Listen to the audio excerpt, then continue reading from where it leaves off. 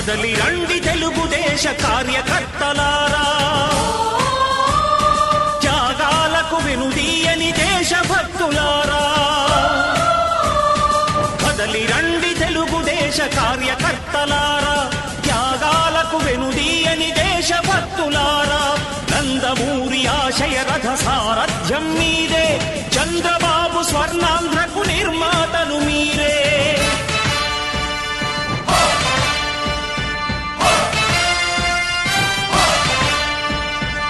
కదలి రండి తెలుగుదేశ కార్యకర్తలారా, త్యాగాలకు వెనుదీయని దేశభక్తులారా.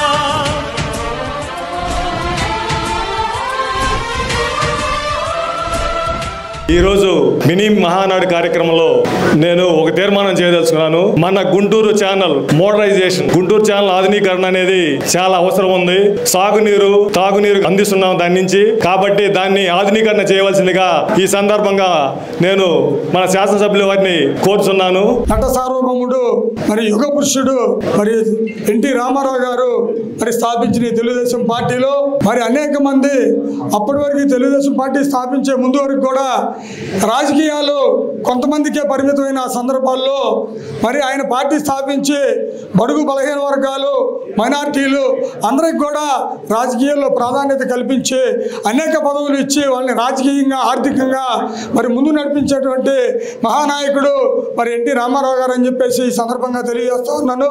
మరి 43 సంవత్సరాలు ఈ పార్టీ కొనసాగుతూ ఉందంటే మరి చంద్రబాబు నాయుడు గారు అక్కడి నుంచి కూడా ఎంతో అభివృద్ధి పదంలో ఈ రాష్ట్రాన్ని ముందుకెళ్తూ మరి మన యొక్క పార్టీని ముందుకు తీసుకెళ్తూ మన అందరిని కూడా దాన్ని భాగస్వామ్యం చేసి అభివృద్ధి పదంలో నడిపిస్తూ ఉన్నారని చెప్పేసి ఈ సందర్భంగా తెలియజేస్తూ ఉన్నారు. నేను కోరుకునేది ఒకటే, ఈ నియోజకవర్గంలో బీసీలు కమ్యూనిటీ హాల్స్ ఎక్కడ అవకాశం ఉంటే అక్కడ ఇవ్వాలని చెప్పి కోరుకుంటూ, అలాగే మైనార్టీ షాదీకరాలు కానీ ఈ నియోజకవర్గంలో ఎక్కడ ఉంటే అక్కడ అవకాశం ఉంటే అక్కడ ఇవ్వాలని చెప్పి కోరుకుంటూ తీర్మానం చేస్తూ, మన నాయకుడు మరి సారికి అవసరం ఉందో లేదో నాకు తెలియలే కనుక మన నియోజకవర్గానికి మాత్రం ఆయన మినిస్టర్ గా చూడాలని చెప్పి మీ అందరికి అవకాశం ఉందా లేదా, అవసరం ఉందా లేదా, ఆయనకు అవసరం ఉన్నా లేకపోతే మనకైతే అవసరం.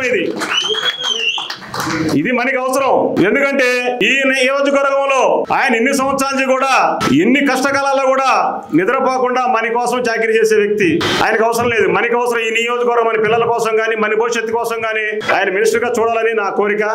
అది తీరుతుందని చెప్పి నేను కోరుకుంటూ సెలవు తీసుకుంటున్నాను. గత 5 సంవత్సరాల్లో ఎన్ని ఇబ్బందులు పడ్డాం రాష్ట్రంలో.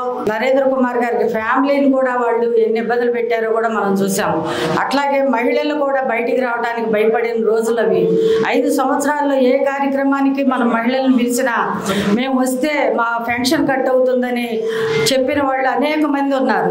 ఒక కార్యక్రమానికి వస్తే వాళ్ళ పెన్షన్ కట్ చేసి జగన్మోహన్ రెడ్డి ఆనాడు ప్రభుత్వం వేధించిన దాఖలాలు చాలా ఉన్నాయి.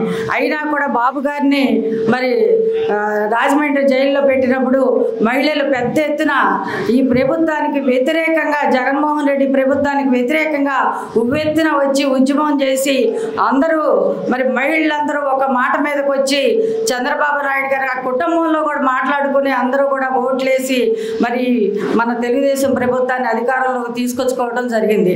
అలాంటి మహిళలు ఈ పార్టీ మహిళల పార్టీ అనేది ఇంకోసారి కూడా రుజువు చేసుకోవడం జరిగింది. కాబట్టి రాబోయే రోజుల్లో నేను మన సార్కి ఒక మనవి చేస్తున్నాను, ఒక విన్నపం ఇది. మరి మన నియోజకవర్గం నుంచి పెద్ద ఎత్తున మహిళల్ని కమిటీల్లోకి తీసుకుని ప్రోత్సహించాలి, మహిళలు రాజకీయాల్లోకి రావడానికి ప్రోత్సహించాలని చెప్పి నేను ఈ సందర్భంగా వారిని కోరుతా ఉన్నాను. ఇది చాలా చక్కని సుపరిణామం.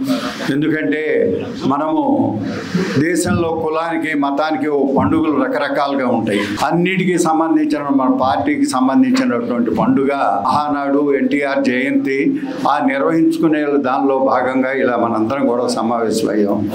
ఎన్నో సంక్షేమ పథకాలకి ఆద్యుడు ఎన్టీ రామారావు గారు. అవన్నీ కొనసాగింపు చేస్తున్నటువంటి మన నాయకుడు నారా చంద్రబాబు నాయుడు గారు.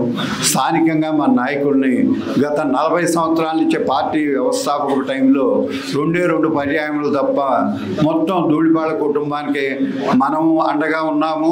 అలాగే మనందరికి కూడా వారు అండగా ఉన్నారు.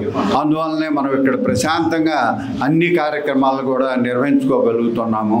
అలాంటి పార్టీలో మనం ఉండటమే ఒక గొప్ప విషయంగా, ఒక గుర్తింపుగా భావించాలి. అలాగే పదవులు అందరికీ రావటం కష్టం.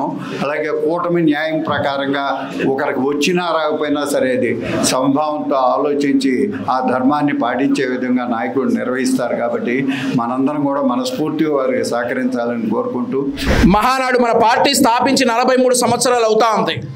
43 సంవత్సరాల ముందు తెలుగోడి పరిస్థితి ఎలా ఉండేదో ఎన్టీ రామారావు గారు ఒకసారి అప్పటి కాంగ్రెస్ నాయకులతో కలిసి ఢిల్లీ వెళ్ళారట, ఇందిరాగాంధీ గారిని కలవటానికి, ప్రధానమంత్రి ఇందిరాగాంధీ గారిని కలవటానికి. అయితే 4 రోజులు అక్కడ ఉన్నా కానీ కలవకుండా, 5వ రోజు కూడా కలవకుండా వెనుదిరిగి రావాల్సి వచ్చింది. ఏంట్రా మన పరిస్థితి, ఇలా ఉన్నామేంటి, ఖచ్చితంగా తెలుగోడి గౌరవాన్ని మనం నిలబెట్టాలి అనే ఉద్దేశంతో మన దేశం కోసం ప్రాణాలు త్యాగం చేసిన మహాత్మా గాంధీకి తప్ప ఎవడు పడితే వాడు పేరు చివర గాంధీ అని పెట్టుకుంటే వాళ్ళందరికీ తల వంచవలసిన అవసరం లేదు అని సాటి చెప్పి 1982 మార్చి 29న పార్టీని స్థాపించి 9 నెలల 12 రోజుల్లో, అంటే జనవరి 9, 1983న ముఖ్యమంత్రి పీఠాన్ని అధిరోహించిన మునగాడు విశ్వవిఖ్యాత నట సార్వభౌముడు నటరత్న డాక్టర్ నందమూరి తారక రామారావు గారు. ఆయన పుట్టినరోజు సందర్భంగా మనం ప్రతి సంవత్సరం కూడా మహానాడు జరుపుకుంటాం. అయితే ఈరోజు మన పొన్నూరు మినీ మహానాడులో మన పార్టీ పొన్నూరు నియోజకవర్గంలో ఎలా ఎదిగింది, మన నాయకుడు మనల్ని ఎలా చూసుకున్నాడు అనేది కూడా క్లుప్తంగా మనం చెప్పుకుంటే, 1983 తెలుగుదేశం ప్రపంచంలో పొన్నూరు నియోజకవర్గం నుండి 23,712 ఓట్ల మెజారిటీతో స్వర్గీయ ధూళిపాల వీరయ్య చౌదరి గారు జెండా ఎగరేశారు, తెలుగుదేశం పార్టీ జెండా. ఆ తర్వాత 1975లో మరోసారి ఎన్నికలు వస్తే 6,411 ఓట్లతో మరొకసారి అసెంబ్లీకి వెళ్లారు. 1989లో మనం ఓడిపోవాల్సి వచ్చింది. అయితే దురదృష్టవశాత్తు 1994లో జనవరి 24వ తారీఖు జరిగినటువంటి ఒక ప్రమాదంలో మన నాయకుడు స్వర్గీయ ధూళిపాల వీరయ్య చౌదరి గారు చనిపోతే ఆయన వారసుడిగా ధూళిపాల నరేంద్ర కుమార్ గారు పార్టీ జెండా చేతపట్టి మనకి నాయకుడిగా దిశానిర్దేశం చేశారు. నేను 3 అవకాశాలను ఎప్పుడూ వదులుకోను. తిరుమల తిరుపతి వెంకటేశ్వర స్వామి దర్శనం, మన అధినేత చంద్రబాబు నాయుడు గారితో ఫోటో, ధూళిపాల నరేంద్ర కుమార్ గారి గురించి చెప్పేటటువంటి సందర్భం ఏదైనా సభా వేదికలో వస్తే ఈ 3 అవకాశాలు నా జీవితంలో ఎప్పుడు కూడా వదులుకోను. అయితే 27 ఏళ్ల యువకుడుగా మొట్టమొదటిసారి 1994లో 21,729 ఓట్ల మెజారిటీతో ధూళిపాల నరేంద్ర కుమార్ గారు మొట్టమొదటిసారి అసెంబ్లీలోకి అడుగు పెట్టారు. 94 నుండి కూడా మనకు సీట్ ఇచ్చింది. అప్పుడు నేను చిన్నపిల్లలు, నాకు సరిగా తెలియదు, కానీ పెద్దలు చెప్పినటువంటి విషయాలు అప్పుడు చాలా మంది వెనక్కి లాగారట, నరేంద్ర గారి సీట్ రాకుండా, చిన్నపిల్లలు వీళ్ళు ఏం చేస్తారు అని. కానీ వాళ్ళందరికీ సమాధానం చెప్పి మళ్ళీ 1999 ఎన్నికలకు వెళ్ళాం. 1999 ఎన్నికల్లో 15,553 ఓట్ల మెజారిటీతో రెండోసారి అన్నయ్య అసెంబ్లీకి వెళ్ళడం జరిగింది. అయితే 1994 నుండి 99 వరకు, 99 నుండి 2004 వరకు మాత్రమే అధికారంలో ఉండగా అధికార పార్టీ ఎమ్మెల్యేగా నరేంద్ర కుమార్ గారు అసెంబ్లీకి వెళ్ళడం జరిగింది. 2004 పరిస్థితులు తారుమారయ్యాయి, తెలుగుదేశం పార్టీకి గడ్డు కాలం. అయితే 2004లో అప్పటి 19 నియోజకవర్గాలు గుంటూరు జిల్లాలో ఉంటే ఒకే ఒక్క మునగాడు ధూళిపాల నరేంద్ర కుమార్ గారు 9,045 ఓట్ల మెజారిటీతో మూడోసారి అసెంబ్లీలోకి అడుగుపెట్టారు. మూడోసారి అసెంబ్లీలోకి అడుగుపెట్టి అప్పుడు 49 స్థానాల్లో ఎన్నో గెలిచాయి తెలుగుదేశం పార్టీ, అంతే. అయితే ఆ 49 స్థానాల్లో కూడా ముఖ్యమంత్రి అప్పటి ప్రతిపక్ష నేత చంద్రబాబు నాయుడు గారికి ఒక పార్టీకి ట్రబుల్ షూటర్ గా వ్యవహరించి అనేక మార్లు రాజశేఖర్ రెడ్డి గారికి ఎదుర్కొన్నటువంటి వ్యక్తి ధూళిపాల నరేంద్ర కుమార్ గారు అసెంబ్లీలో. ఈ సందర్భంగా నేను చాలా సార్లు చెప్పాను, మళ్ళీ ఇంకొకసారి చెప్తా. రాజశేఖర్ రెడ్డి గారు ఒక సందర్భంలో మాట్లాడుతూ అసెంబ్లీలో, నరేంద్ర ఈసారి నిన్ను అసెంబ్లీలోకి రానివ్వను అన్నాడట. దానికి తీటుగా నరేంద్ర కుమార్ గారు, అది డిసైడ్ చేయాల్సింది మీరు కాదు ముఖ్యమంత్రి గారు, నా నియోజకవర్గ ప్రజలు అని చెప్పి మరొకసారి ముఖ్యమంత్రికి సైతం ఛాలెంజ్ చేసి 2009 ఎన్నికలకు వెళ్ళాం. 2009 ఎన్నికల్లో నరేంద్ర కుమార్ గారిని అసెంబ్లీకి రానివ్వను అని చెప్పినటువంటి రాజశేఖర్ రెడ్డి పన్నని పన్నాగం లేదు. పొన్నూరు నియోజకవర్గంలో 2 సార్లు బస చేసి పొన్నూరు నియోజకవర్గ రూపురేఖలు మార్చి పెదకాకాని, చేబ్రోలు మండలాలను పొన్నూరులో కలిపి నరేంద్ర కుమార్ గారిని అసెంబ్లీలోకి రానివ్వకుండా వేసినటువంటి ప్రయత్నం ఫలించలేదు. 2009లో 2,168 ఓట్ల మెజారిటీతో మరొకసారి ధూళిపాల నరేంద్ర కుమార్ గారు అసెంబ్లీకి వెళ్ళడం జరిగింది. అయితే 2009 నుండి 14 వరకు కూడా మనందరికీ కూడా తెలుసు, సమైక్యాంధ్ర ఉద్యమం, ప్రత్యేక తెలంగాణ ఉద్యమంలో మనం చాలా కోల్పోయాం. అయినా కూడా 2014లో నవ్యాంధ్రప్రదేశ్ మరొకసారి పొన్నూరు నియోజకవర్గంలో ధూళిపాల నరేంద్ర కుమార్ గారు పోటీ చేస్తే 7,761 మెజారిటీతో మరొకసారి 5వ సారి అసెంబ్లీకి వెళ్ళడం జరిగింది. అయితే 2014 నుండి 19 వరకు జరిగినటువంటి అభివృద్ధి కార్యక్రమాలన్నీ కూడా మీ అందరికీ తెలుసు. ఆ తర్వాత 2019లో దురదృష్టవశాత్తు మనం ఓడిపోయాం 1112 అతి తక్కువ మార్జిన్ తోటి. ఆ తర్వాత 2019 నుండి పొన్నూరు నియోజకవర్గంలో ఏం జరిగిందో కూడా మనం ఒక నిమిషం చెప్పుకుందాం. మనం అంతా చెప్తాం దళిత ద్రోహి జగన్మోహన్ రెడ్డి అని. ఆ చెప్పడానికి కారణం దళితుల మీద జరుగుతున్నటువంటి దాడులు. మనం చెప్పుకుంటే ఈ దళితులపై జరుగుతున్నటువంటి దాడుల్లో మొట్టమొదటి దాడి 2019లో తెలుగుదేశం పార్టీ కార్యకర్త అయినటువంటి బాబురావు గారి మీద 13 జూన్ 2019 వాళ్ళ ప్రభుత్వం ఏర్పడిన తర్వాత దళితుడిపై దాడి, మొట్టమొదటి దాడి మన పొన్నూరు నియోజకవర్గంలోనే జరిగింది. ఆ రోజు నాకు బాగా గుర్తు. నరేంద్ర కుమార్ గారు అప్పుడు బాబురావు గారిని రమేష్ హాస్పిటల్ తీసుకెళ్తే ఎర్లీ మార్నింగ్ వరకు అక్కడే ఉన్నారు. అదృష్టం శాతం మనం బాబురావు గారిని కాపాడుకోగలిగాం. ఆ తర్వాత పొన్నూరు నియోజకవర్గంలో చెయ్యనటువంటి అరాచకం లేదు. ఆంధ్రప్రదేశ్ రాష్ట్రంలో ఏదైతే అరాచకాలు జరిగాయో అన్నీ కూడా పొన్నూరు నియోజకవర్గాల్లో జరిగాయి. దళితులపై దాడులు కావచ్చు, రేషన్ మాఫియా కావచ్చు, మట్టి మాఫియా కావచ్చు, మైనింగ్ మాఫియా కావచ్చు, అందులో నేను కూడా గాయపడ్డాను. అన్ని మాఫియాలు పొన్నూరు నియోజకవర్గంలో 2019 నుండి 24 వరకు జరిగాయి. వాటన్నిటినీ కూడా మేము ఎదిరించాం, అలాగే ఎదురు తిరిగాం, నిలబడ్డాం.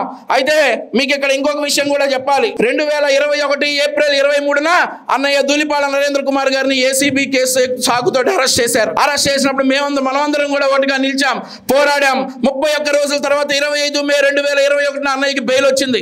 బెయిల్ వచ్చిన తర్వాత ఈ గ్యాప్ లో మేము చెప్పాం, సంగం డైరీ నుండి గట్టి పోచ కూడా మీరు తీసుకెళ్లలేరు, ధూళిపాల నరేంద్ర కుమార్ గారికి అవినీతి మరక మీరు అంటించలేరు అని చెప్పాం.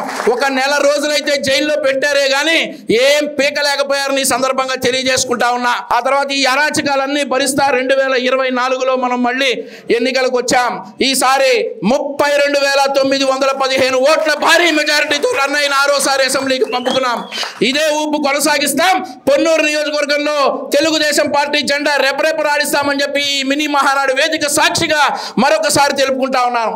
నాకు ఈ అవకాశం ఇచ్చినటువంటి పెద్దలందరికీ కూడా హృదయపూర్వక నమస్కారాలు తెలుపుకుంటూ జోహార్ అన్న ఎన్టీఆర్, జోహార్ అన్న ఎన్టీఆర్, జోహార్ ధూళిపాల వీరయ్య చౌదరి గారు, వర్ధిల్లాలి తెలుగుదేశం పార్టీ, వర్ధిల్లాలి ధూళిపాల నరేంద్ర కుమార్ గారి నాయకత్వం. జై చంద్రబాబు. ఏదైతే సోదరులారా ఒక్కసారి గత రోజులు గుర్తుంచుకోండి. 2019 నుంచి 2024 వరకు ఈ రాష్ట్రంలో ప్రజలు పడిన కష్టాలు, ఈ నియోజకవర్గంలో మన నాయకుడు ఆయనతో పాటు అనేక మంది కార్యకర్తలు పడిన కష్టాలు ఒకసారి గుర్తు తెచ్చుకొని ఏదైతే మనమందరం సంకల్పించుకొని ఆ 5 సంవత్సరాలు గట్టిగా పనిచేయటం వల్ల ఈ రోజు తెలుగుదేశం పార్టీ ప్రభుత్వం అధికారంలోకి వచ్చిందని మీ అందరికీ తెలియజేస్తా ఉన్నా. కాబట్టి ఒక చెప్తా ఉన్న ప్రభుత్వాన్ని తీసుకురావటం ఒక బాధ్యత అయితే, వచ్చిన ప్రభుత్వాన్ని ఆ ప్రభుత్వం చేసే సంక్షేమ కార్యక్రమాల్ని కూడా ప్రజల్లోకి తీసుకెళ్లే బాధ్యత నాయకులు కార్యకర్తల్లోనే ఉండింది. కాబట్టి మీరందరూ తప్పనిసరిగా మీ గ్రామాల్లో జరుగుతున్న అనేక సంక్షేమ కార్యక్రమాలు కానీ అభివృద్ధి కార్యక్రమాల్లో కానీ తప్పనిసరిగా చురుగ్గా పాల్గొనాలని కోరుకుంటూ, ఒకసారి మీరు చూసుకుంటే ఎలక్షన్లకు వెళ్ళక ముందు మనం సూపర్ 6 అని 6 గ్యారెంటీలు ఇవ్వడం జరిగింది. ప్రభుత్వం వచ్చిన ఒక నెలలోనే మనం మొదటి గ్యారెంటీ 4,000 రూపాయలు పెన్షన్ బ్యాక్లాగ్ తో సహా ఏ రోజైతే అనౌన్స్ చేసామో అంటే 2 నెలల బ్యాక్లాగ్ తో సహా 7,000 రూపాయలు ఇవ్వడం జరిగింది. కాబట్టి ఒకసారి మనం ప్రజల్లోకి వెళ్ళి చెప్పగలగాలి. ఎందుకంటే జగన్మోహన్ రెడ్డి గారికి 1,000 రూపాయలు పంచడానికి 5 సంవత్సరాలు పట్టింది.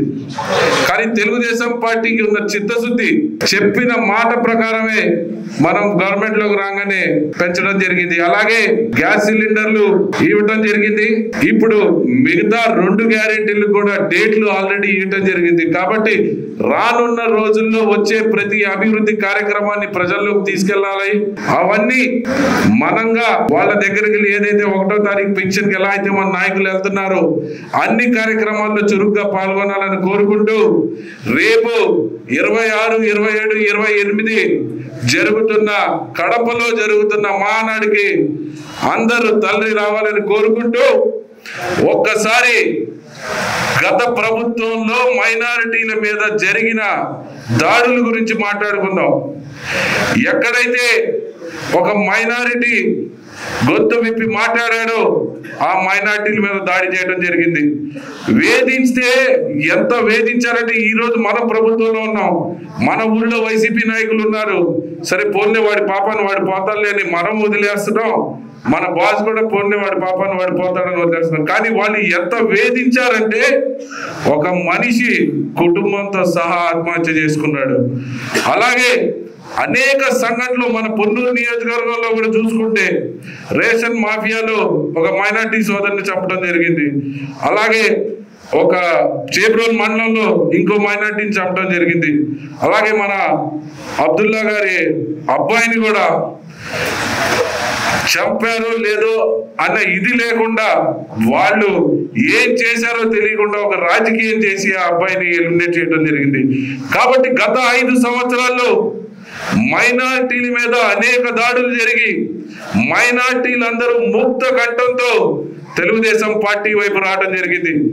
కానీ మీ అందరికి ఒకటి చెప్తా ఉన్నా, తెలుగుదేశం పార్టీ ఎలక్షన్లకు ముందే బీజేపీతో పొత్తులో ఉన్నాం, ఈ రాష్ట్రం కోసం పొత్తులోకి వెళ్తున్నాం, ఈ రాష్ట్రాన్ని ముందుకు తీసుకెళ్ళడానికి పొత్తులోకి వెళ్తామని చెప్పడం జరిగింది.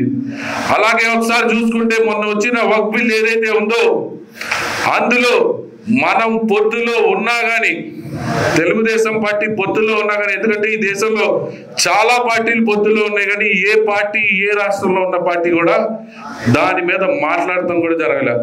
కానీ నారా చంద్రబాబు నాయుడు గారు దాని మీద వర్కౌట్ చేసి ఆ వక్ఫ్ సవరణ చట్టం వల్ల జరిగే అన్యాయాలు ఏమన్నా ఉన్నా లేకపోతే ఏమైనా కాంప్లికేషన్స్ ఉన్నా దాని మీద 4 సవరణలు ప్రపోజ్ చేయడం జరిగింది. అది కూడా మన మత పెద్దలందరినీ కూర్చోబెట్టి ఎలా చేయాలి, ఏమేమి ప్రతిపాదనలు మనం ప్రతిపాదించాలని అందులో నుంచి 3 ప్రతిపాదనలు ఆ కమిటీ జేపీసీ కమిటీ యాక్సెప్ట్ చేయడం జరిగింది.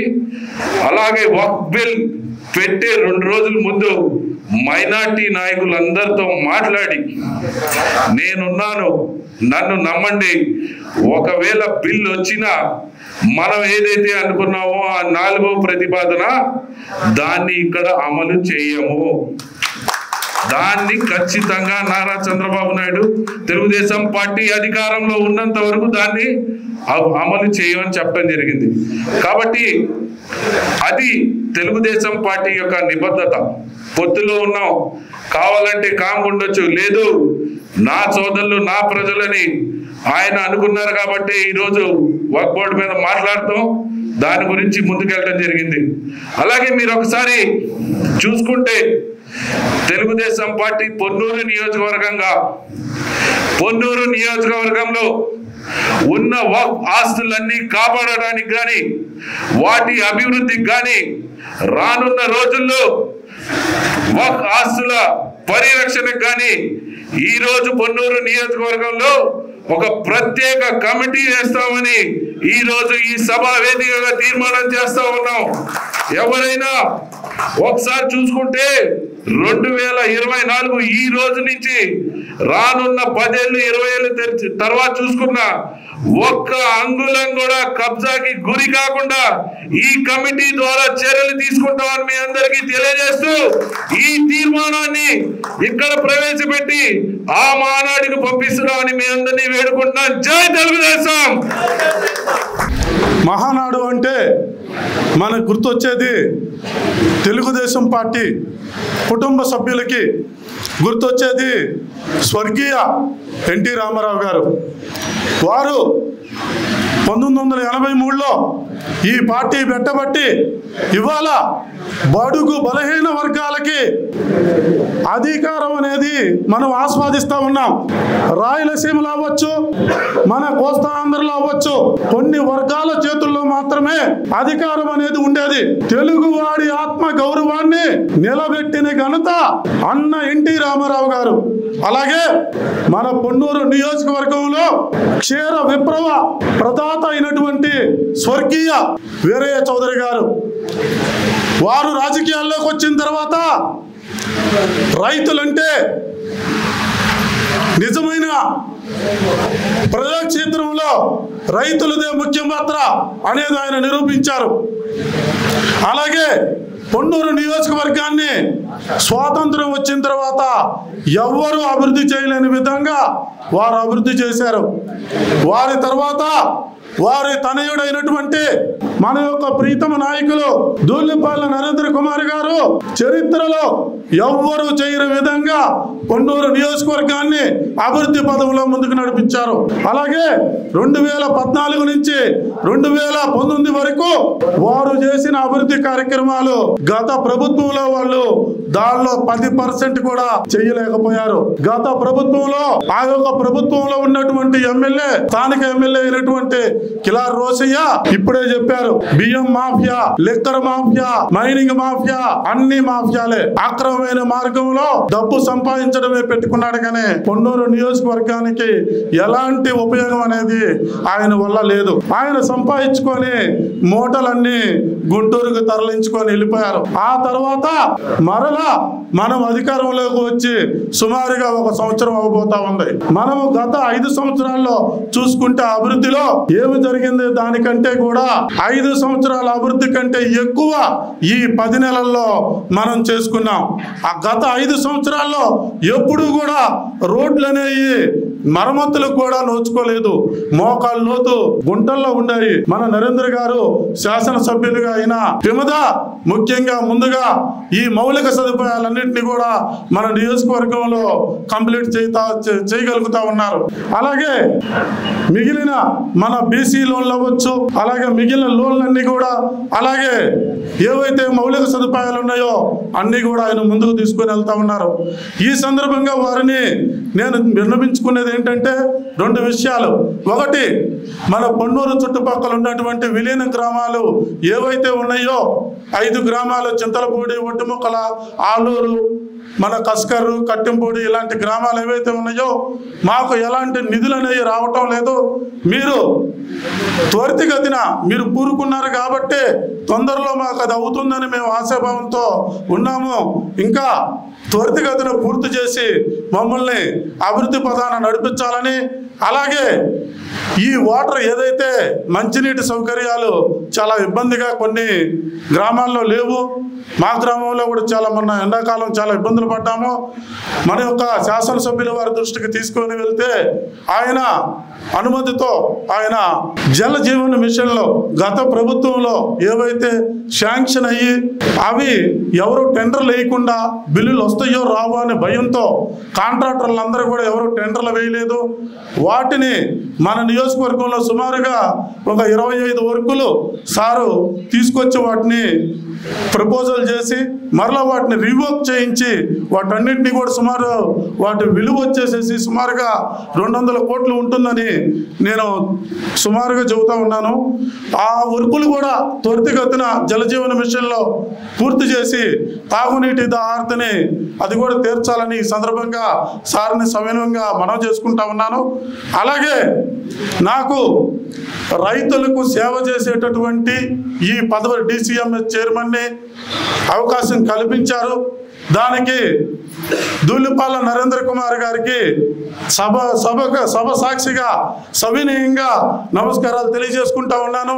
అలాగే ఈ పదవి నాకు రావటానికి ఇచ్చినందుకు మన రాష్ట్ర ముఖ్యమంత్రి వర్యులు నారా చంద్రబాబు నాయుడు గారికి, అలాగే యువ నాయకులు లోకేష్ బాబు గారికి, అలాగే మన కేంద్ర మంత్రివర్యులు పెమ్మసాని చంద్రశేఖర్ గారికి కూడా ఈ సందర్భంగా కృతజ్ఞతలు తెలియజేసుకుంటా ఉన్నాను.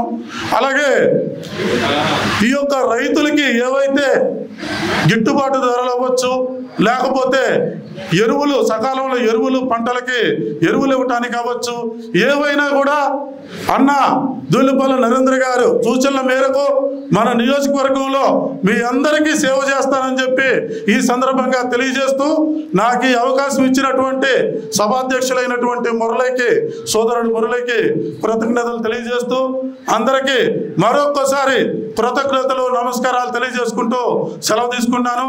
జై హింద్. జోహార్ ఎన్టీఆర్, జోహార్ ధూళిపాల వీరయ్య చౌదరి, జై తెలుగుదేశం. 2014 నుండి 19 వరకు మన పార్టీ కార్యకర్తలు కానీ అందరూ చాలా కాంట్రాక్టులు చేస్తున్నారు. వాళ్ళందరికీ సభ ద్వారా వాళ్ళ బిల్లులు ఆమోదించాలని కోరుకుంటూ, ఇంకా చాలా మంది చాలా అప్పులు చేసి పనులు చేశారు. ఈ రోజు కూడా వాళ్ళకి డబ్బులు రాలేదు. ఈ తీర్మానం కూడా చేయాలని కోరుకుంటూ, అలాగే మన వడ్లమూడి గ్రామంలో జిల్లా పరిషత్ కోరి 47 ఎకరాలు ఉంది. దానికి మన శాసనసభ్యులు మన చోప్రోలు మండల ప్రజలందరికీ ఒక హామీ ఇచ్చారు. నేను గెలవంగానే ఈ జిల్లా పరిషత్ కోరిలో కొంత భాగం బీసీ బాలికల హాస్టల్కి, అలాగే మిగిలిన దానికి మన మంచినీళ్ళకి మన 13 ఏజేళ్ల సుద్దపల్లి, నారా కోడూరు, గొడవరు, చలపాడు, గుండవరం వాటికి ఇవాళ నీళ్లు లేవు. అందుకని ఆడ నుంచి వాటర్ పంపిద్దామని మాట ఇచ్చారు. అది కూడా ఈ తీర్మానంలో ఇచ్చేయాలని కోరుకుంటూ, అలాగే గత ప్రభుత్వంలో ఈ కోరి మొత్తం తవ్వుకొని చాలా మంది 47 ఎకరాలు డబ్బు చేసుకున్నారు. అలాంటి లేకుండా అలాగే చాలా మంది ఆ 47 ఎకరాల్ని ఆక్రమించుకోవాలని చాలా పెద్దలు చాలా మంది ఇచ్చేసారు. దానికి ఇచ్చేస్తారని తీర్మానం చేయాలని కోరుకుంటున్నాం. ఈరోజు మన పొన్నూరు నియోజకవర్గ మినీ మహానాడు సందర్భంగా వేదిక మీద ఆసీనులైన చాలా మంది నాయకులు ఉన్నారు. అలాగే వేదిక ముందున్న కార్యకర్తలు, అభిమానులు, శ్రేయోభిలాషులు అందరికీ పేరు పేరున హృదయపూర్వకమైన నమస్కారం. చాలా సంతోషం. మళ్ళీ నేను అనుకోవటం, అంతకుముందు ఎంపీ గారు వచ్చినప్పుడు ఆయన ఈ ప్రాంతానికి తెలియదు, ఈ ఊరికి తెలియదు, ఎవరికి తెలియదు. ఆ రోజు మనం మాట ఇచ్చాం, పొన్నూరులో అడుగు పెట్టారు మీరు, మేము మాకంటే కూడా అదనంగా ఒక ఓటు ఎలా తీసుకురావాలనేది మేము పనిచేస్తామని చెప్పాం. అదే విధంగా ఈ నియోజకవర్గంలో ఉన్న మీరు, మేము, మనందరం కూడా ఎంపీ మన గెలుపు కోసం ఎంత పనిచేసామో ఎంపీ గారి గెలుపు కోసం కూడా అంతే పనిచేసాము. అదేవిధంగా మీ అందరికీ 19-24 మధ్య ఎన్నో రకాలైన ఇబ్బందులు ఎదురైనా, ఎన్నో రకాలుగా ప్రభుత్వం తమ యొక్క అధికారాన్ని ఉపయోగించిన, అధికారం ఉందనే అహంకారంతో దౌర్జన్యాలకు పాల్పడిన, తల ఎత్తి నాతో నడిచిన ప్రతి ఒక్కరికి కూడా పేరు పేరున హృదయపూర్వకమైన కృతజ్ఞతలు తెలియజేస్తాను. అలాగే నేను కూడా కోరేది ఒకటే, పెద్దలు చెప్తారు గతాన్ని ఎప్పుడూ మర్చిపోకూడదు. నేను అదే చెప్తా ఉన్నా. ధూళిపాల నరేంద్ర కుమార్ గారు నేను ఒక్కడిని గుర్తుపెట్టుకుంటే కుదరదు. గ్రామంలో ఉన్న ప్రతి నాయకుడు గత 5 సంవత్సరాల్లో ఏం జరిగింది, ఎవరేం చేశారనేది గుర్తుపెట్టుకోవాల్సిన అవసరం ఉంది. ఇదేదో ఆయన పనిలాగా, ఇదేదో మీ పని కానట్టు మీరు ఉంటే అది నడవదు. అది మట్టి నేను స్పష్టంగా తెలియజేస్తా ఉన్నా. ఎందుకంటే 5 సంవత్సరాల కాలంలో చాలాసార్లు నేను చెప్పే అధికారం ఉంటది, పోతుంది. కానీ గత 5 సంవత్సరాల కాలంలో మనం మన నియోజకవర్గంలో ఎప్పుడు చూడలే అటువంటి పరిస్థితులు మనం చూసాం. చాలా చోట్ల గ్రామాల్లో మాట్లాడాలంటేనో నేను చాలా మంది లీడర్లు అడిగా, వేదిక మీద ఉన్న కూర్చున్న లీడర్లు కూడా అడిగేవాడిని. మనం అధికారంలో ఉన్నప్పుడు వాళ్ళకి సంబంధించిన ధాన్యం కొనకపోతేనో, మొక్కజొన్నలు కొనకపోతేనో, జొన్నలు కొనకపోతేనో మార్కెట్ యార్డ్ దగ్గరికి వచ్చేవాళ్ళు గట్టిగా మా ఎందుకు కొనరని మాట్లాడేవారు. అరే బాబు మీరు వెళ్ళి అడగండ్రా బాబు, వాడు కొంటారో లేదో తర్వాత సంగతి అంటే, మనం వెళ్ళినా కొనరు సార్, మనకెందుకు మనం నేను చెప్పినా కూడా వెళ్ళాలి, నేను చెప్పినా కూడా ఇల్లు అడగమన్నా కూడా అడగలేదు అంటే మనం. కానీ అవతలాడు మనం అధికారంలో ఉంటే మాకు అది రాలా, ఇది రాలా, లేకపోతే మా మొక్కజొన్నలు కొనలా, మా జొన్నలు కొనలా. 5 సంవత్సరాల కాలంలో ఏ పథకాన్ని తీసుకున్నా ప్రతి ఒక్క దానిలో ఒక దోపిడీ జరిగింది, అది అందరికీ తెలిసిందే. కానీ మనం తెలుగుదేశం పార్టీ కార్యకర్తలు కనీసం రైతులు ఎవరొకరు ప్రశ్నిస్తారంటే ప్రశ్నించలేని పరిస్థితి కూడా గ్రామాల్లో ఉంది, నియోజకవర్గంలో ఉంది, దానిలో సందేహం లేదు. కానీ నేను కోరేది ఏంటంటే తెలుగుదేశం పార్టీ కార్యకర్తలుగా, నాయకులుగా మీ గ్రామాల్లో బాధ్యత ఉంది. నాకు ఒకసారి బాధ కలుగుద్ది, గ్రామంలో ఎదుటాడి సంగతి వదిలేసి మీరు కొట్టుకోవడం మొదలు పెట్టారు. దయచేసి దాన్ని గ్రామాల్లో ఉన్న నాయకులు, మీరు ఎవరైనా సరే మన పార్టీ కార్యకర్తకి ఏది కావాలన్నా చేయటానికి ఈ వేదిక మీద నేను చెప్తున్నా, ఈరోజు ఏ కష్టం వచ్చినా నేను మీతో ఉంటాను. అధికారం లేనప్పుడే ఉన్నాండి, అధికారం వచ్చిన తర్వాత ఉండకపోవడం ఏంటి ప్రశ్న? అది ఏ కష్టమైనా కానివ్వండి. కానీ మీ బాధ్యత గ్రామంలో ఉన్న కార్యకర్తల్ని, నాయకుల్ని కలుపుకొని నడవాల్సిన బాధ్యత, వాళ్ళని నడిపించాల్సిన కార్యక్రమాలతో 3 సంవత్సరాలు రోడ్డు మీద ఉన్నా. గీత దాకా వచ్చా కానీ గీత దాటలేకపోయా. దాన్ని మనం నేర్చుకోవాలి. కాకపోతే ఈ మధ్యన ఏంటంటే కొంతమంది నన్ను గట్టిగా మాట్లాడుతున్నారు అంటారు, కానీ నేను మాట్లాడాలి. ఎందుకంటే 14-19 మధ్య నేను మాట్లాడాల, నష్టం నాకు జరిగింది. ఇప్పుడు మాట్లాడాలి. ఎందుకంటే మీరేమనుకుంటారని ఆడ కూర్చొని మీకే అన్నీ తెలుసు అనుకుంటారు. మీకంటే కొద్దో గొప్ప నాకు కూడా తెలుస్తుంది. కాబట్టి నేను కోరేది ఏంటంటే ఏదో మీకు తెలుసు అనుకొని వచ్చిందల్లా తీసుకొచ్చి వీడికి చేయండి, ఆడికి చేయండి అంటే అది మట్టికి తీసుకొచ్చే వాళ్ళు ఎవరనేది ఒక్కసారి మీరు విచక్షణ చేసుకోండి. ఎందుకంటే ఫస్ట్ మనం మన చుట్టూ ఉన్న క్యాడర్నో, మన చుట్టూ ఉన్న నాయకులను మనం చూడకపోతే నువ్వు వెళ్ళి ప్రజలకేం చేస్తావు? నీ చుట్టూ ఉన్నాడనే చూడలేనాడు ప్రజలకేం చేస్తావు? ఫస్ట్ మన చుట్టూ ఉన్న మన వాళ్ళని చూడండి, అప్పుడు నమ్ముతారు నిన్ను. అరే బాబు ఈ పార్టీలో ఆయన నమ్ముకున్నాడు రా బాబు, వీడికి మంచి జరిగింది అని చూసి ఇంకొకటి వస్తాడు. వీడిని వదిలేసి ఎవడో పక్కాన్ని వాటేసుకుంటే ఏమవుద్ది? ఏముండదు. ఉన్నది పోద్ది, అది పోద్ది. కాబట్టి నేను కోరేది ఏంటంటే నేను ఒకటే తెలియజేస్తున్నా, దయచేసి ఒక్కసారి నేను కఠినంగా ఉన్నా, ఎందుకంటే అనే హక్కు నాకుందని నేను అనుకుంటున్నా. చెప్పాల్సిన బాధ్యత నాకుంది. చాలా మంది లీడర్లు ఏమనుకుంటారంటే నా దగ్గరకు వచ్చి ఏదో వాళ్ళు మన ఫోన్లలో మాట్లాడితేనో నలుగురు కూర్చొని ఏదైనా మాట్లాడచ్చు, మనం ఏదైనా మాట్లాడచ్చు అనుకుంటారు. కాలం అలా లేదు. మీరు మాట్లాడే ప్రతి మాట మీరేమనుకుంటారంటే ఏదో ఒక రకంగా అది నా దగ్గరకు వచ్చింది. అందుకని నా దగ్గర నటించడం అనేది మానేయండి. ఉంటే ఫెయిర్గా ఉండండి. ఉంటే రాజకీయం అనేది నేను నేర్చుకుంది ఒకటే, ఉంటే ఇటన్నా ఉండాలి, అటున్నా ఉండాలి. నా దగ్గర మధ్యస్థం అనేది లేదు. మధ్యస్థంగా ఉంటే నేను జైలుకి వెళ్ళాల్సిన అవసరం కూడా లేదు. అలాగే రాజశేఖర రెడ్డి గారు గుంటూరు జిల్లాలో నేను ఒక్కడే ఉన్నప్పుడు కూడా నేను ఆయన రివ్యూ పెట్టినా కూడా రివ్యూలోనే అడిగేవాడిని. పొన్నూరు వచ్చినా కూడా అదే వేదిక మీద నేను పార్టిసిపేట్ చేశా, ఎందుకంటే అది అభివృద్ధి కార్యక్రమం. కాబట్టి ఏదో రాజశేఖర రెడ్డి వచ్చాడు, ఆయన ఆ పార్టీ, నేను ఈ పార్టీ అనేది లేదు. ఇది నియోజకవర్గంలో ముఖ్యమంత్రిగా ఆయన వచ్చాడు, ఎమ్మెల్యేగా నేనున్నా, పార్టిసిపేట్ చేయాలి, పార్టిసిపేట్ చేస్తా. అది రివ్యూ మీటింగ్ అయినా కావచ్చు, గవర్నమెంట్ ప్రోగ్రామ్ అయినా కావచ్చు. కాబట్టి నేను కోరేది ఏంటంటే ఒక్కొక్కసారి మీరు కొంత నాయకులుగా కానీ గ్రామంలో మీరు పట్టుకొని మీ దగ్గరకు వచ్చిన వాళ్ళు మీ నలుగురే కాదు, పార్టీ అన్న తర్వాత 10 మంది ఉంటారు. ఆ 10 మందిని తీసుకొచ్చే ప్రక్రియలో గ్రామ స్థాయిలో ఉన్న నాయకత్వం ఉండాలి. మీకు ఏది అవసరమైనా గ్రామానికి కానీ గ్రామంలో అభివృద్ధి కార్యక్రమాలు కానీ మీకు సంబంధించింది కానీ భగవంతుడు ఎంత శక్తి ఇస్తే మెడలు వంచైనా పనిచేయించే బాధ్యత నాది. అంతేగాని ఒకటి ఇప్పుడు అందరికీ అన్నీ ఇవ్వలేం. 5 సంవత్సరాలు ఉంది, ఎవరికి ఇచ్చేది అలా చేద్దాం. అన్నీ నాకే కావాలని కోరుకోవాకండి. ఒకటి మీకు వచ్చినప్పుడు మీరు ఆగండి, రెండో వాడికి పక్కనాడికి ఇవ్వండి. కానీ ఏది వచ్చినా నాకే కావాలంటే రెండో వాడికి ఎప్పుడు వచ్చుద్ది? కాబట్టి మీకు ఒకటి వచ్చినప్పుడు మీరు ఆగండి, పక్కనాడిని తీసుకురండి. అరే బాబు ఇది వచ్చింది నువ్వు పెట్టుకోరా అని చెప్పండి. అంతేగాని ఇది వచ్చినా నాకే కావాలి, అది వచ్చినా నాకే కావాలి, అన్నీ వచ్చే 4 నీకే వస్తే మిగతా 4 ఏమవ్వాలి? కాబట్టి మన ఆలోచన దృక్పథం కూడా అలా ఉండాలి. కాబట్టి నేను కోరేది ఏంటంటే మీ అందరినీ, ప్రతి ఒక్కరికి కూడా విజ్ఞప్తి చేస్తా ఉన్నా, ప్రతి ఒక్కరికి కనపడిన ప్రతిదీ మేదేసుకొని తీసుకొచ్చి నా ముందు నిలబెట్టవాకండి. తీసుకొచ్చే ముందు మీకు మీరు ఇది ఎవరు, ఏంటి, ఎందుకు తీసుకొస్తున్నా, మనతో ఉన్న అనుబంధం ఏంటి, మన పార్టీతో ఉన్న అనుబంధం ఏంటి, వాడి తమ్ముడో చుట్టమో పక్కవో మనకు పుట్టినప్పటి నుంచి మనతో ఉన్నాడా లేదా వీడిని తీసుకొస్తే మనకి ఏదైనా ఉపయోగపడుద్దా ఏంటి అనేది ఆలోచన చేయండి. కాబట్టి నేను కోరేది ఏంటంటే దయచేసి పార్టీ బలంగా ఉంటేనే మిగతా అన్ని నడుస్తాయి. కాబట్టి పార్టీని బలోపేతం చేసుకోవాల్సిన అవసరం ఉంది. లేదు మీ ఇష్టం నాకు నచ్చినట్టు పోతారంటే నేను కూడా నమస్కారం పెట్టి సన్మానం చేసి పంపిస్తాను. అర్థమైందా? ఎందుకంటే నేను ఎన్నో చూసినాడిని, ఎంతో మందిని చూసినాడిని. లేకపోతే ఎవరెవరు మీ అందరూ ఏమనుకుంటున్నారంటే ఎవరితో మాట్లాడుతున్నారో లేకపోతే ఇక్కడ ఉండే ఫోన్లో అవతలాడితో మాట్లాడినా తెలియదేమో అనుకుంటారు. అది చాలా పొరపాటు. వాళ్ళకి ఎంత నెట్వర్క్ ఉందో నాకు కూడా అంతే నెట్వర్క్ ఉంటుంది. అర్థమైందా? నాకు ఇప్పుడు ఎక్కువ ఉంటుంది. ఇంకా అది గుర్తుపెట్టుకోండి. అధికారంలో ఉన్నాం కాబట్టి ఇంకెక్కువ నెట్వర్క్ ఉంటుంది.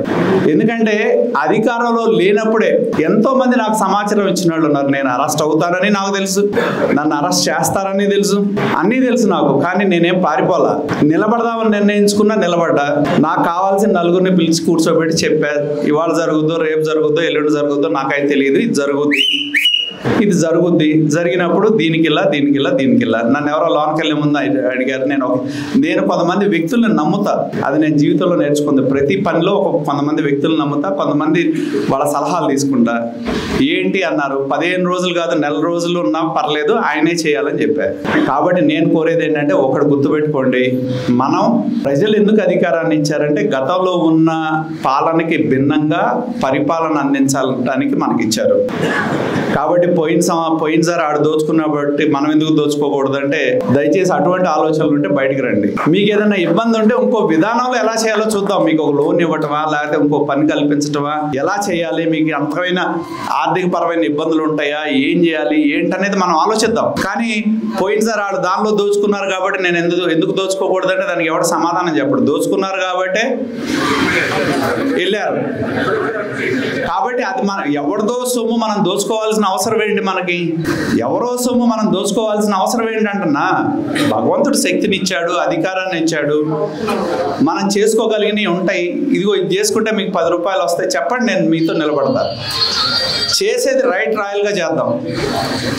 మనమే ఇంకోటి సొమ్ము మనకొద్దు, ఇంకోటి మనం దోచుకోవద్దు. కాబట్టి మీరు వాళ్ళని చూసుకొని వాళ్ళు చేశారు కాబట్టి నేను ఎందుకు చేయకూడదని దృక్పథం ఉంటే బయటికి రండి. రెండోది నేను కోరేది ఏంటంటే కొంచెం, ఎందుకంటే ఇది పొన్నూరు అనేది టౌన్ అనేది ఒక గుండె లాంటిది నియోజకవర్గానికి. మనం అవునన్నా కాదన్నా హెడ్ క్వార్టర్ కాబట్టి లా అండ్ ఆర్డర్ అనేది చాలా ప్రాధాన్యత కలిగింది. దానిలో మట్టికి రాజీ ఉండదు. అది మట్టికి నేను చెప్తున్నా, లా అండ్ ఆర్డర్లో రాజీ ఉండదు. లా అండ్ ఆర్డర్ని పొన్నూరులో కాపాడే దానిలో మట్టికి, ఎందుకంటే గతంలో మర్డర్లు జరిగినాయి, రకరకాల పరిస్థితులు ఉన్నాయి కాబట్టి శాంతి భద్రతలు అనేది ఎవరికైనా ప్రాధాన్యమే. అలా అని వచ్చి నడి రోడ్ల మీద వేరంగం వేస్తే ఎవరిని వదిలిపెట్టేది కూడా లేదు. ఎవరన్నా వేరంగం వేసిన ఆయన తీసుకుని కూడా నా దగ్గరకు రావద్దు, అది కూడా చెప్తున్నా. కాబట్టి నేను కోరేది ఏంటంటే ప్రజలు మనకి ఇచ్చింది అధికారాన్ని ఇచ్చారు. ఈ అధికారం అనేది పూలపాన్పు కాదు, పూలతో పాటు ముళ్ళు కూడా ఉంటాయి. ఏదో అధికారం అనగానే ఏదో పూలపాన్పు మనం బ్రహ్మాండంగా మహావిష్ణువు పడుకున్నాడు పడుకుందాం అంటే కుదరదు. దానిలో ముళ్ళు కూడా ఉంటాయి, పూలు ఉంటాయి, ముళ్ళు ఉంటాయి. రెండూ భరించి ముందుకు నడవాలి. మనం చేసే పని మన చుట్టూ ఉన్న కుటుంబాలని వాళ్ళకు ఉపయోగపడే విధంగా ఆర్థికంగా కానివ్వండి, ప్రభుత్వం నుంచి ఏ పథకమైనా ఉండనండి, మన చుట్టూ ఉన్న కుటుంబాలకి ఉపయోగపడే విధంగా చేద్దాం. కాబట్టి దయచేసి నేను కోరేది ఏంటంటే ఇదే కాదు, పోలీస్ స్టేషన్లో కూడా కనపడిన ప్రతి తీసుకుని వెళ్ళవాకండి. ఎందుకంటే నేను ఒకసారి చూస్తున్నా, రాగానే పోతున్నారు, ప్రతి దానిలో ప్రతి పంచాయతీలో దూరుతున్నారు. కాబట్టి దయచేసి అటువంటి వాటిలో మీకు సంబంధం లేని వాటిలో మీరు ఏళ్ళు పెట్టద్దు, దయచేసి నేను కోరేది. అలాగే మనం మిగతా వాటిని రాష్ట్ర పదవులు అంటారా, చంద్రబాబు నాయుడు గారు, లోకేష్ గారు చూసుకుంటారు. అది నా పరిధిలో కాదు. మనం ఉన్న పేర్లు అడిగారు, నియోజకవర్గంలో ప్రముఖమైన నాయకులన్నీ రాష్ట్ర పార్టీకి పంపించాం. ఎవరికి ఏ పదవి ఇస్తారనేది రాష్ట్రంలో ఉన్న నాయకత్వం నిర్ణయం తీసుకుంటది. ఈ నియోజకవర్గంలో ఉన్న పదవులన్నీ ఈ రోజు నుంచి ఒక నెల రూపు ఇప్పటికే నేను అనుకోవడం గ్రామాల్లో ఉన్న టెంపుల్స్ అన్ని మీకు ఇచ్చాం. ఆ టెంపుల్స్ లో మీరు ఎవరెవరిని వేస్తారనేది ఆ గ్రామంలో మీరు ఎవరన్నా జనసేన వాళ్ళు ఉన్నా, బీజేపీ వాళ్ళు ఉన్నా కూడా వాళ్ళతో కన్సల్ట్ చేసి వాళ్ళ పేర్లు కూడా తీసుకోండి. మా దగ్గరకు వచ్చిన పేర్లు కూడా మీకు ఇస్తాం. ఎందుకంటే వాళ్ళని కూడా కూటమి పార్టీలుగా మనం పోటీ చేశాం కాబట్టి వాళ్ళ పేర్లు కూడా కమిటీల్లో మనం వేయాలి. కాబట్టి ఆ పేర్లు మీరు గ్రామ స్థాయిలో మనం లిస్ట్ ఇచ్చి ఏ టెంపుల్ అనేది ఇచ్చాం, మీరు వాటిని తిరిగిస్తే ఎమ్మటే మనం పూర్తి చేద్దాం. అలాగే రెండోది ఏంటంటే ముఖ్యంగా మనం తీసుకునే అభివృద్ధి అనేది నిరంతర ప్రక్రియ. ఆ ప్రక్రియలో ఎందుకంటే ఇవాళ ఉన్న పరిస్థితుల్లో మనకు అవసరమైన మేరకు నిధులు తెచ్చుకునే పరిస్థితి మనకు ఉంది కాబట్టి ప్రాధాన్యతలు నిర్ణయించుకొని వాటికి కావాల్సిన నిధులు తెచ్చుకోవడం అనేది ఒకటి. రెండోది ప్రజా సమస్యల మీద మనం అధికారంలో ఉన్నాం కాబట్టి మెదలకుండా ఉండాల్సిన అవసరం అయితే లేదు. ప్రజా సమస్యల మీద ప్రశ్నించటం కానీ ప్రజా సమస్యల్ని పరిష్కారం చేయటం కానీ మన విధిలో భాగం అది.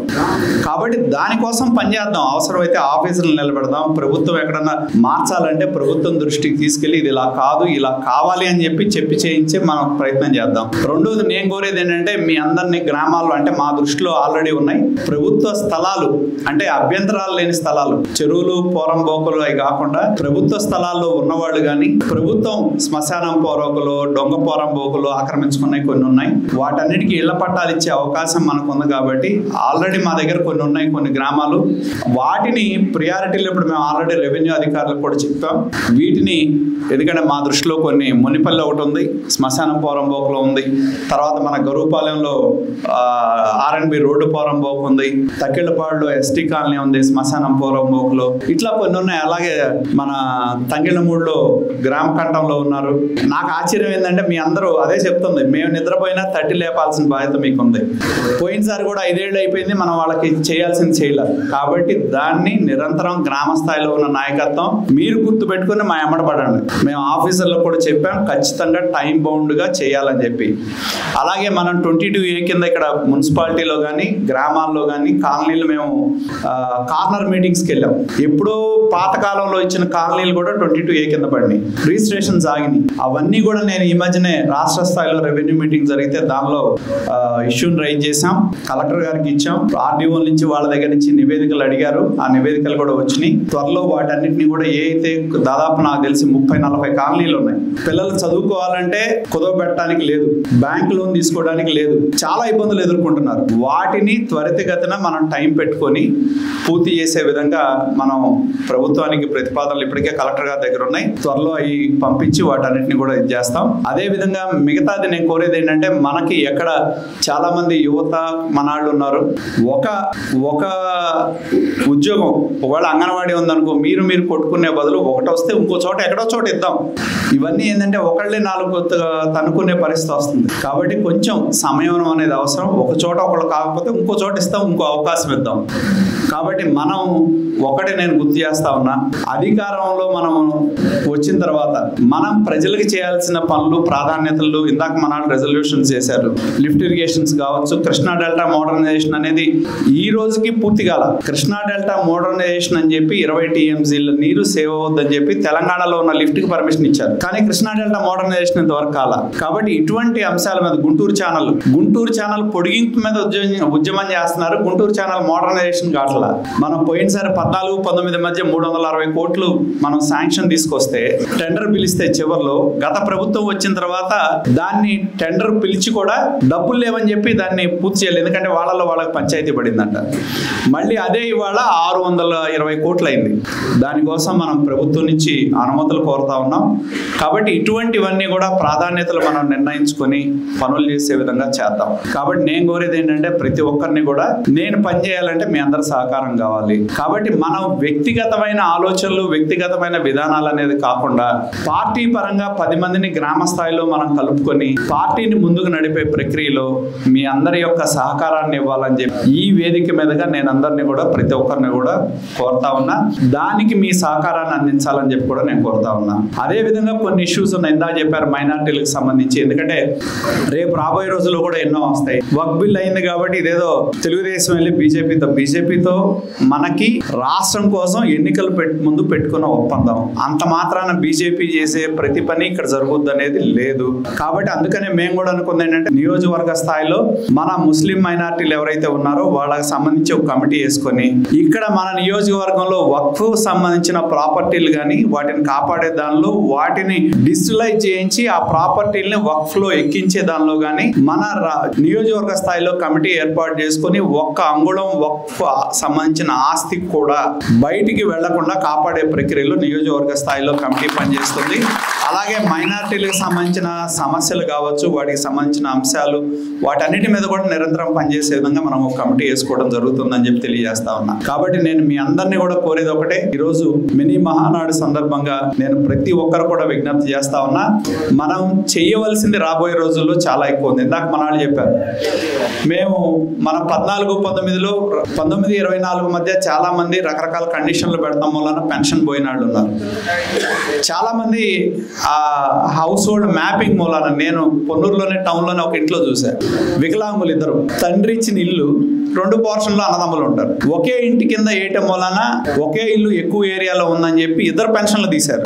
కాబట్టి ఇప్పటికీ అదే హౌస్ హోల్డ్ సర్వే మ్యాపింగ్ అనేది పరిగణలోకి తీసుకుంటా ఉన్నారు. కాబట్టి దీన్ని ప్రభుత్వం పరిశీలన చేసి ఫ్రెష్గా, ఎందుకంటే ఒక కుటుంబం ఉంటుంది, ఆ ఇంట్లో 4-5 అన్నదమ్ములు ఒక పోర్షన్లో ఉంటారు. ఈ 4 తీసుకెళ్లి ఒకే ఇంటి కింద పెడితే ఆ ఉన్న 4లో ఎవరో ఒకరికి వచ్చుద్ది, 3 రాదు. కాబట్టి ఆ హౌస్ హోల్డ్ మ్యాపింగ్ అనేది పునఃపరిశీలన చేయాల్సిన అవసరం, ఆవశ్యకత ఎంతైనా ఉంది.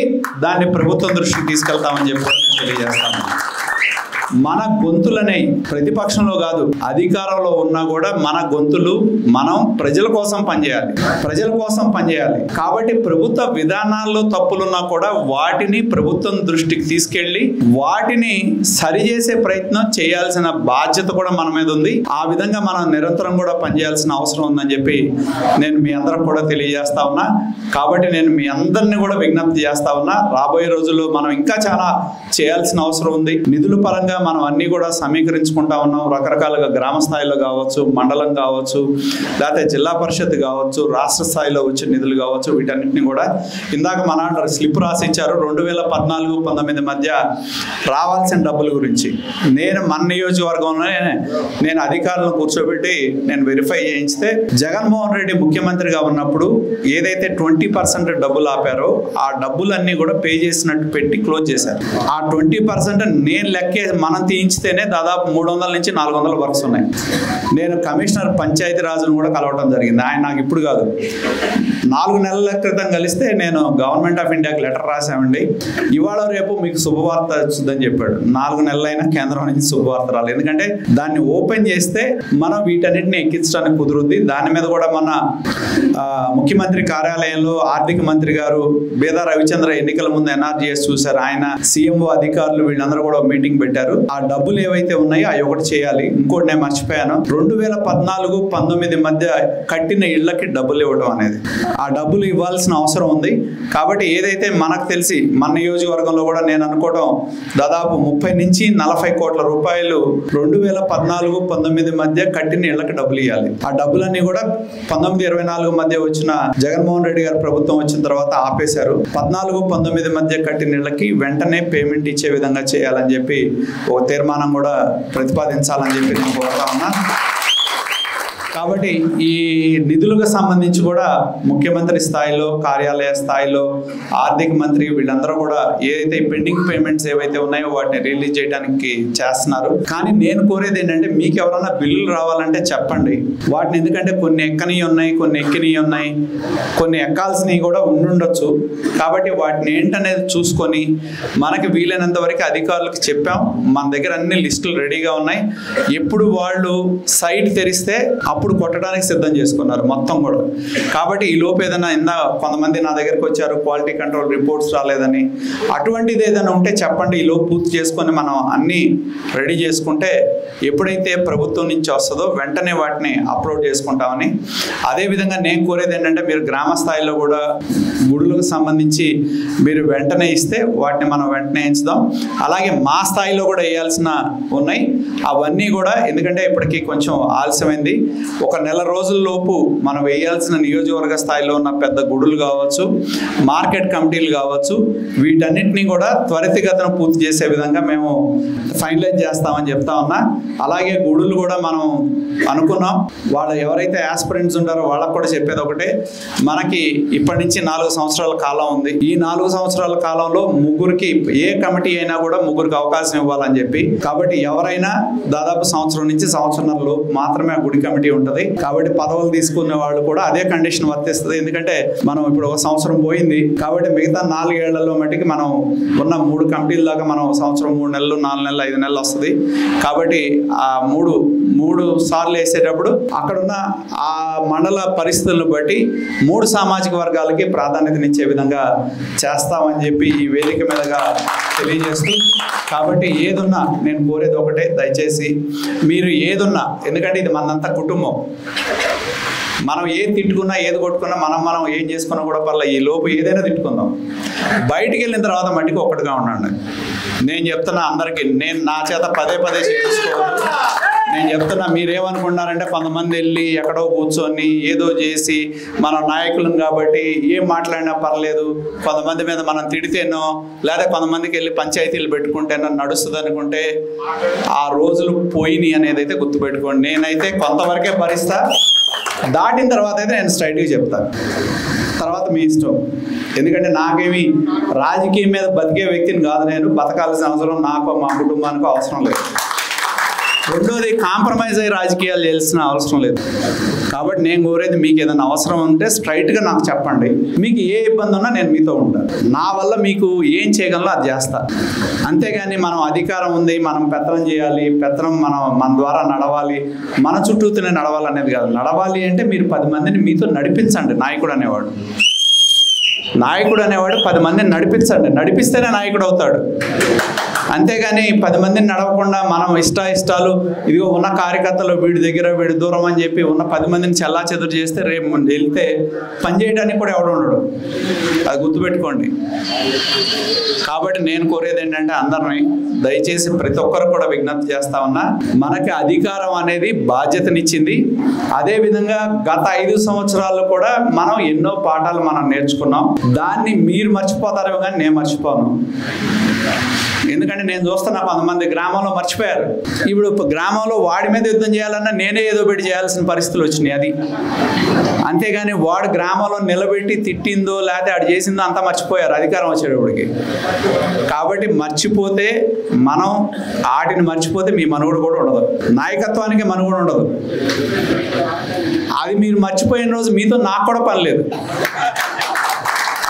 మీరు మర్చిపోయారనుకో మీతో నాకు కూడా పని లేదు. కాబట్టి దయచేసి ఇందా చెప్పారు, మన నియోజకవర్గంలో ఫస్ట్ దాడి జరిగింది బాబురావు గారి మీద. పొలంలో ఉంటే ఆయన మీదకి వెళ్ళి దాడి చేశారు. మరి ఆ రోజు మనం చాలా గందరగోళం చేసాం, ఎస్పీలతో మాట్లాడాం, కోర్టులో కేసులు వేసాం, రకరకాలుగా చేసాం. కాబట్టి నేను కోరేది ఏంటంటే, మనమేమి వాళ్ళ మీద దౌర్జన్యాలు అవసరంలా, వాళ్ళ మీద మనం వెళ్ళి బాబురావు గారి మీద దాడి చేసినట్టు ఎదుటాడి మీద అవసరంలా. ఎప్పుడు వాళ్ళు ఉంటారు, గీత దాటి వస్తారు, గీత దాటి వచ్చినప్పుడు మటుకు భూస్థాపితం చేయాలి. రెండోది సెన్సిటివ్ ఏంటంటే, మన దగ్గర ఇంకో సెన్సిటివ్ ఇష్యూ ఏంటంటే, మొన్నటిదాకా 5 ఏళ్లుగా మనం యుద్ధం చేసిన వ్యక్తి జనసేనలో ఉన్నాడు.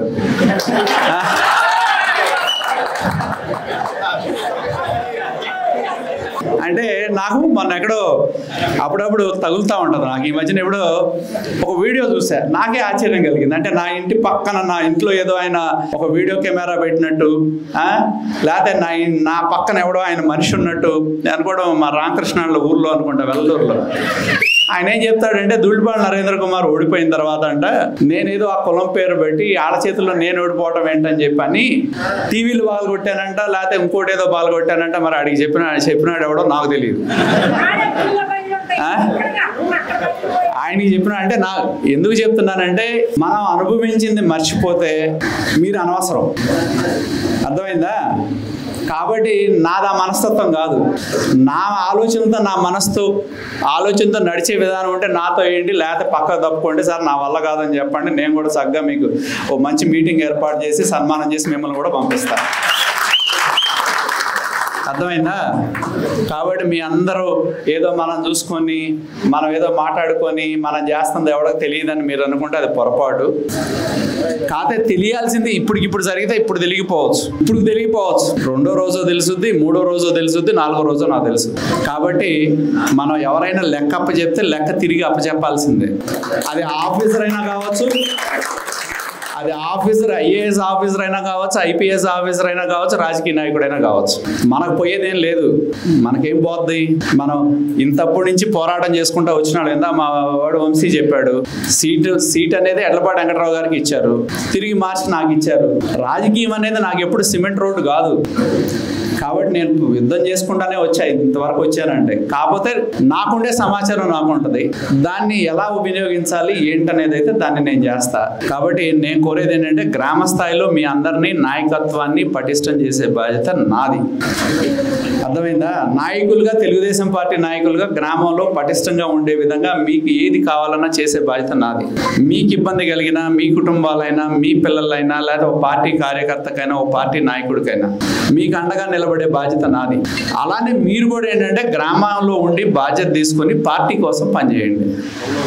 పార్టీ పరపతిని పెంచండి. అది నేను కోరేది. వ్యక్తిగతమైన ఇష్టాలు కాదు. పార్టీ అనేది మనం, ఈ కుటుంబం అనేది చాలా పెద్ద కుటుంబం. దయచేసి అందరినీ ఆ విధమైన సహకారాన్ని ఇవ్వాలని చెప్పి మీ అందరినీ కూడా కోరుతూ, కాబట్టి మనం పార్టీల్లో మారినా లేకపోతే ఇంకొకటి చేసినా ఎవరిని వదిలిపెట్టేదైతే లేదు. ఎవరిది వాళ్ళకి తిరిగి అప్పచెప్పాలి. ఏ షెల్టర్ అయినా తీసుకోనండి, ఎవరి దాళ్ళకి అప్పచెప్పాల్సిందే.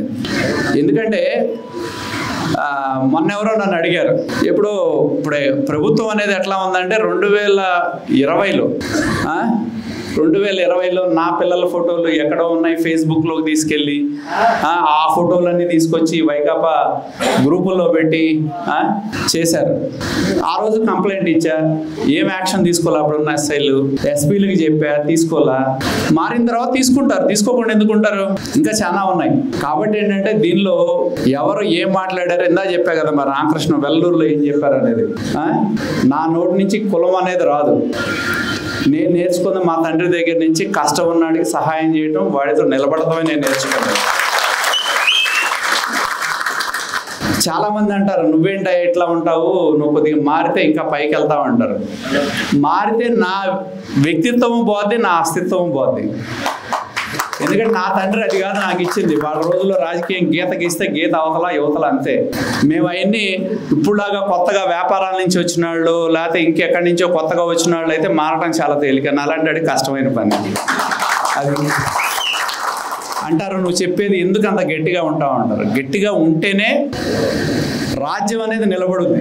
కాబట్టి అది నా వ్యక్తిత్వం. అది నా వ్యక్తిత్వాన్ని నేను ఎవరి దగ్గర తలంచాల్సిన అవసరం లేదు. ఆత్మగౌరవాన్ని నిలబెట్టుకునే వ్యక్తిని నేను. కాబట్టి దానికోసం పోరాటం చేస్తూ ఉంటాను. నాకు అధికారం ఉండొచ్చు, పోవచ్చు. ఇప్పటికీ నేను కొంతమంది ఆఫీసులతో రోజు యుద్ధం చేస్తూ ఉంటాను పనుల విషయం మీద. కాదే కొన్ని లేట్ అవుతాయి, కానీ అయితే రాజీ పడినా. కాబట్టి నేను కోరేది ఏంటంటే ప్రతి ఒక్కరిని కోరుతా ఉన్నా, ఒక్కసారి మీరు ఎప్పుడైనా సరే ఒకటి గుర్తుపెట్టుకోండి, పోయిన 5 ఏళ్ళు ఏం జరిగిందంటే మీ మైండ్లో ఎప్పుడు ఉండాలి. ఉంటేనే మనం కాస్త జాగ్రత్తగా ఉంటే రాజకీయం చేయగలుగుతాం. కాబట్టి ఈ మినీ మహానాడు సందర్భంగా ఏ అయితే తీర్మానాలు చేశారో ఆ తీర్మానాలన్నీ కూడా రాష్ట్ర పార్టీకి పంపిద్దాం. పంపించి మనం వాటికి సంబంధించిన మన నియోజకవర్గాలకు సంబంధించిన వాటిని కావాల్సిన నిధులు ఇచ్చే విధంగా, అదే నేను చెప్తా, పదవి ఇచ్చారా ఇవ్వలేదా వేరే విషయం, కనీసం నిధులన్నా తెచ్చుకోవాలి మనం నియోజకవర్గం కోసం.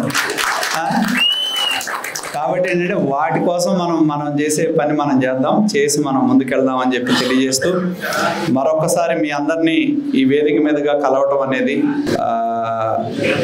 నేను కూడా ఈ మహానాడు అయిన తర్వాత వచ్చే నెల నుంచి కొంచెం గ్రామాలంటే ఈ మధ్యలో నాకు కుదరలేదు, వచ్చే నెల నుంచి గ్రామాలకు వస్తాం. అధికారులు కానీ ఏరియాస్ కానీ అన్నీ తిరుగుతాం. అలాగే మున్సిపాలిటీ కూడా తిరుగుతాం. మనం ప్రజలకు చేయాల్సింది చేద్దాం. ప్రభుత్వం అందించే సంక్షేమ ఫలాలు ప్రతి ఒక్కరికి అందించే విధంగా చేద్దాం. అలాగే పార్టీని మనం నిలబెట్టుకునే విధంగా చేద్దాం. అవసరమైన వాళ్ళకి మనం చేయూతను అందించి ముందుకెళ్దాం అని చెప్పి తెలియజేస్తూ, ఈరోజు ఈ సమావేశానికి విచ్చేసిన ప్రతి ఒక్కరికి పేరు పేరున హృదయపూర్వకమైన కృతజ్ఞతలు తెలియజేస్తూ సెలవు తీసుకుంటా ఉన్నా.